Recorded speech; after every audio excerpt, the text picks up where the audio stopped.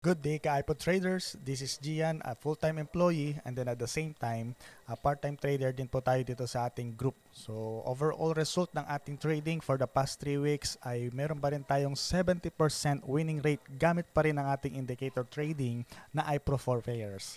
Alright, so tingnan natin kung ano yung naging trading results natin this week simula nung Monday. So, from here sa ating chart, tingnan natin. Okay, no Monday, merong na-hit doon sa sinet natin na pending orders. Okay, pero unfortunately, ano tayo dyan, stop loss. Okay, so tingnan natin dito sa ating history nung Monday. So ito yung generate ko dito is from the start kung kailan natin siya sinimulan. So nung Monday, May 13, ayan, na-trigger ang ating trade pero stop loss ang na-hit dyan. Okay, so ganun talaga. So tingnan natin ng Tuesday. Yung Tuesday, may na-hit ulit na trade sa atin yung ating sinet na sell stop. Okay? Sell stop siya na-hit dito from this point. And ang naging result niya ay mukhang na-hit ulit ang ating ano dito, no? Stop loss. Pero ganun talaga. Mukhang ang galaw ng market for this past week ay ano siya, sideways or ranging ang galaw ng market. O, tingnan naman natin ng Wednesday. So from here sa ating history, na-trigger ulit yung ating sell stop. Okay, so ito siya, na-trigger siya dito, pero unfortunately, ang galaw ng market ay mukhang sideways talaga, no, kung makikita natin dito sa ating chart. So, na-trigger pa rin yung ating stop loss. So, mukhang 3 days, 3 days tayong may stop loss nitong past weeks dito sa ating trades. Pero it's okay, dahil may mga ganun talaga kung minsan na hindi naman palagi or hindi naman 100%. Wala namang 100% na strategy kumbaga or kahit anong mga indicator trading yan, wala namang 100% na palagi tayong profit. So it's okay.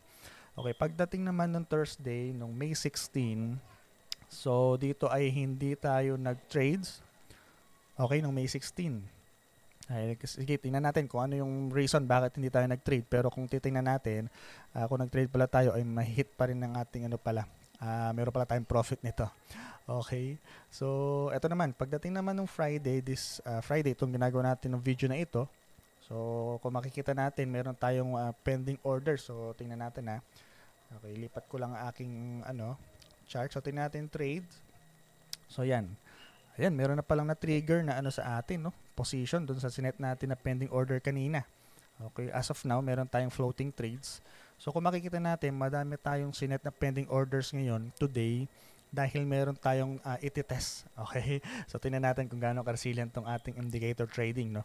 Meron tayong iti-test kung ano yung mga effective. Okay?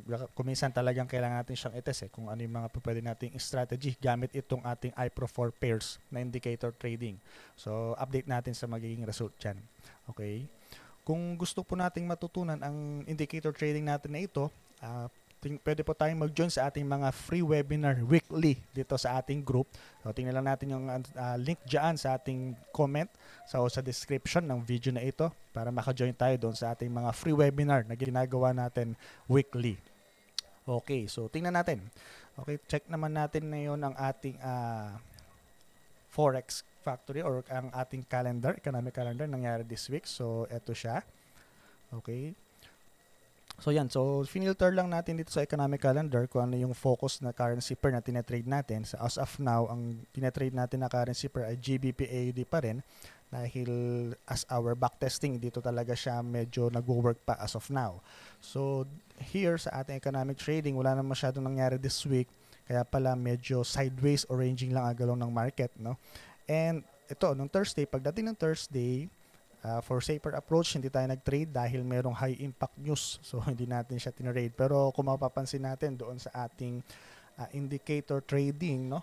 So, dito sa ating chart, nung Thursday, ayan, may pagka-resilient talaga itong ano natin, indicator trading na gamit o itong iPro 4 pairs. Galing, no? Galing niya. Kaya tingnan natin sa mga succeeding days o sa mga itetest natin itong ating indicator trading kung gaano talaga sa ka-resilient. So, ang mga itetrades natin dito ngayon ay kahit na may news or kung ano man ng balita na high impact doon sa market, magte-trade pa rin tayo dito sa market. Okay, sa GBP AUD na currency pair. So, yan. So yun lamang mga ka-iPod traders. So kung nagustuhan natin ang mga content na ganito, don't forget to like, subscribe, and share na rin natin ang video na ito. And mag-comment lang tayo dito sa ating comment section ng video na ito kung gusto nating matutunan ang paggamit dito sa ating indicator trading na iFro per pairs. So tingnan natin ang mga magiging result dito sa ating pending position or orders. Update natin tayo doon sa ating Facebook page sa magiging result nitong ating trading. So see you next week mga ka-iPro traders.